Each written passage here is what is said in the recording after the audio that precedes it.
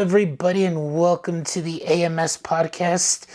I am Adrian Michael Soto, and this is going to be a test run of a video version for AMS movie reviews. As I've stated in the podcast, it discusses films from the past, present, and future.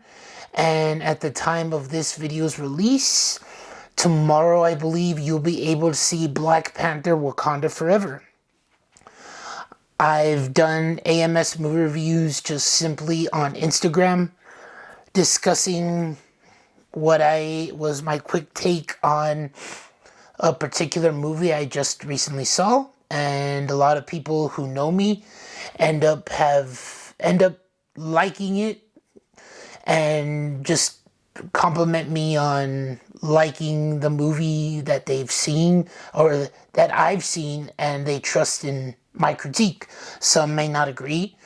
A good friend of mine, he knows who he is, particularly says I would disagree on that, but he knows the opinion. What I'm going to do is give you a quick synopsis of the film and just basically give you my thoughts and explain a little bit throughout a little bit of the story, and then just go and I'll wave and I'll let you know the spoiler part of the movie if you still haven't seen it.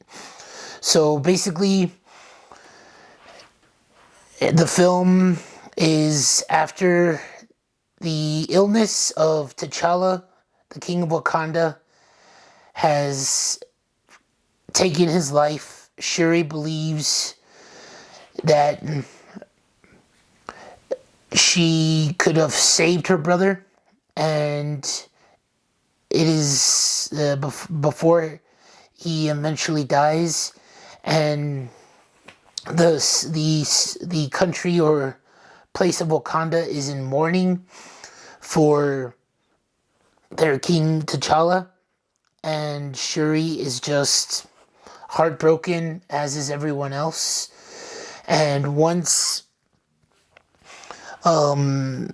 she has to deal with that, she just has to process not having her brother around, along with her mother, dealing with the loss of her husband, now her son, and there is, of this moment, no Black Panther. So the film basically goes through the journey of dealing with that, and other countries are trying to steal vibranium, which is the material that the Black Panther has in his suit.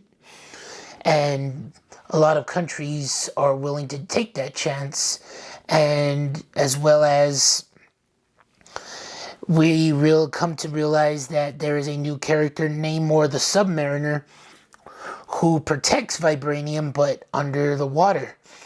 Shuri and her mother don't realize that there wasn't just vibranium on land, but also underwater, and realize that Namor the Submariner, which is Marvel's oldest comic book characters, is covered in it.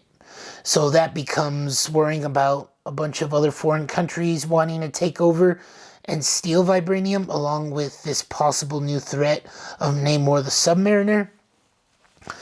And it goes through them finding out that someone created a machine to find vibranium, and they end up Namor wants this person found.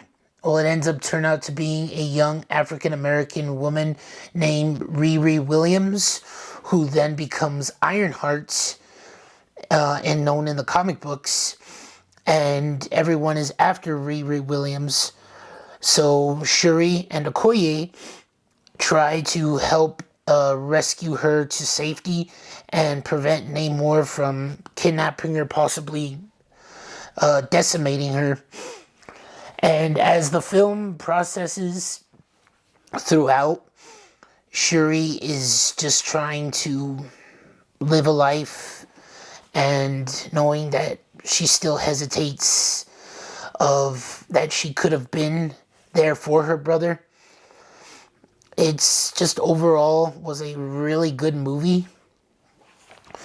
And the reason why I'm stopping here is because I'm gonna go a little bit into spoiler territory and then just overall thoughts. But before this movie was made, Chadwick Boseman was still around, and the original idea or story was that Black Panther, the Black Panther disappeared or turned into dust in Avengers Infinity War.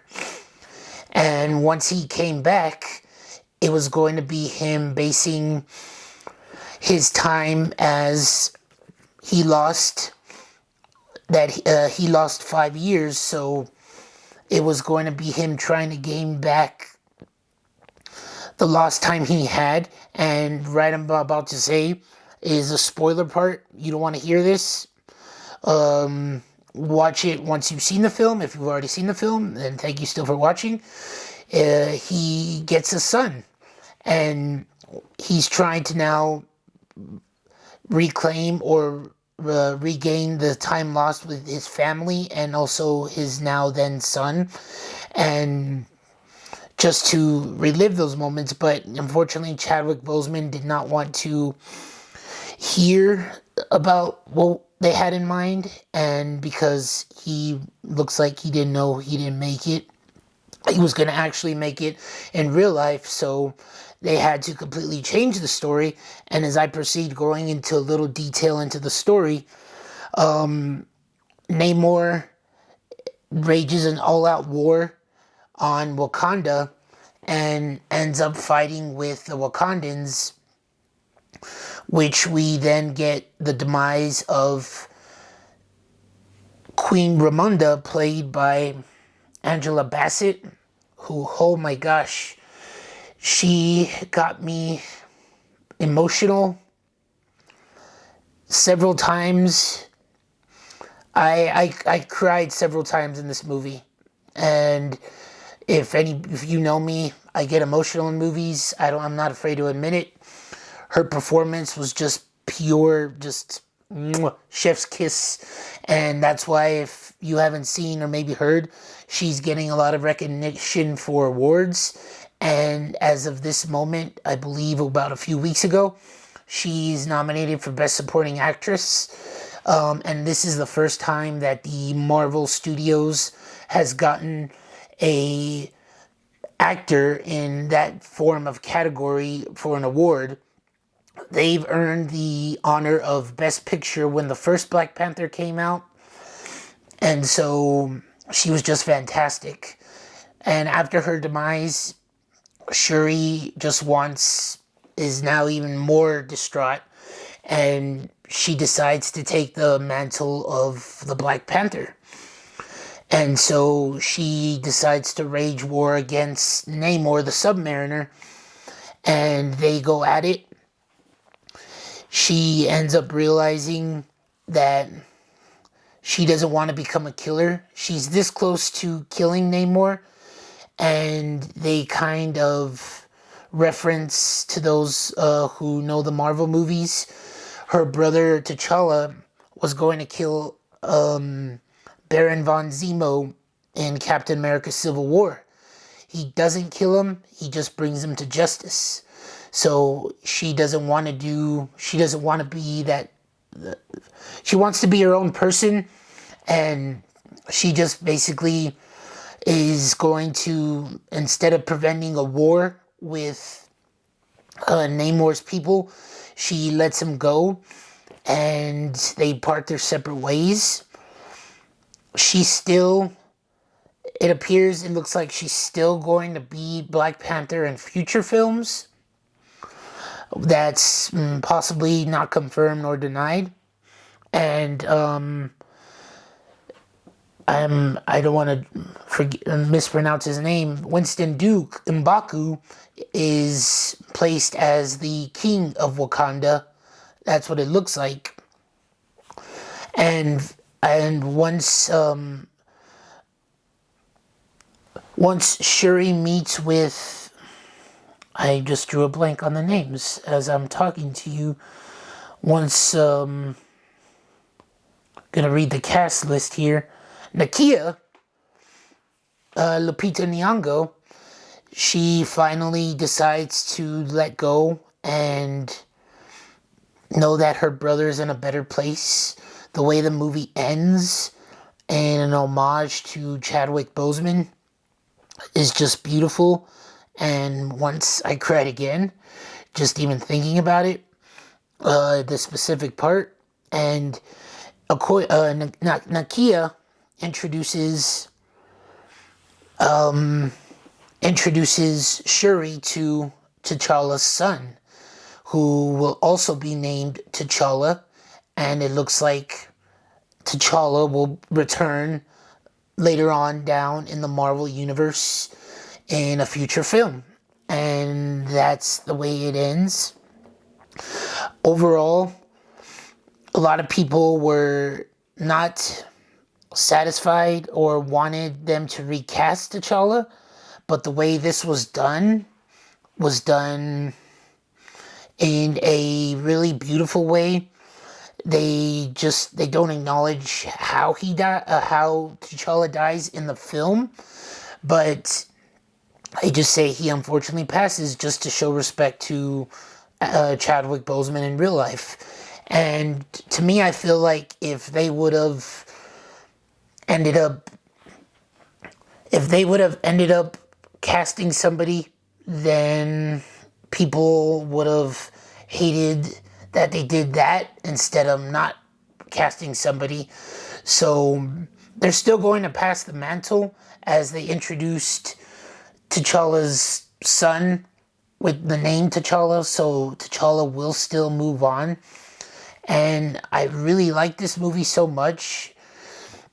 Not everybody was a fan of Phase 4, which ended with that.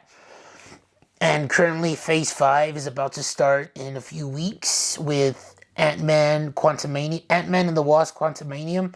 So if you've seen this movie, let me know your thoughts. And enjoy it if it's your first time once it hits Disney Plus or once it goes into actual physical copy release. And that's it. This was AMS Movie Reviews, Adrian Michael Soto, / a part of the AMS podcast discussing all things films past, present, and future. I hope you enjoyed this version. I will definitely be doing movies that are going to be released in theaters. Keep an eye out on that. I will do movies reviews of the past.